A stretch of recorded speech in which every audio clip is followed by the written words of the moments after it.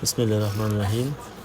আমাদের গোরস্থানের লাশের ঘরটা ছাদ হলো আজকে, তো মিস্ত্রি সহ এলাকার ম্যানেজার কমিটির সবাইকে একটু সামান্য খাবারের আয়োজন দুপুরবেলা। তো আমরা খিচুড়ি এবং মাংস রান্না করলাম। তো আলহামদুলিল্লাহ রান্নাবান্না নিজেই করলাম, সাথে বাসার সবাই সহযোগিতা করলো।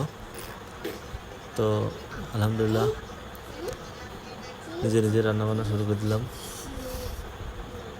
মাংস প্লাস খিচুড়ি।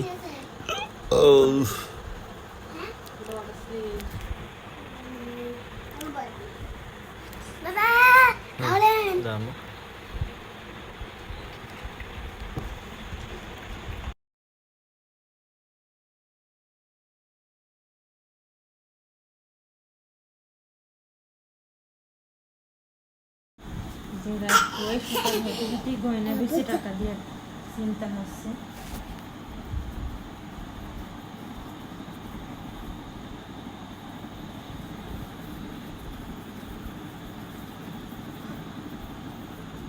কথাবার্তা খুব খারাপ। যখন এমন একটা কথা কয় থাকলে মনে হয় যে এখনই সব দিয়ে দিই। টাকা আছে ভিতরে আর করতে পারে, আমার দিতে পারবো।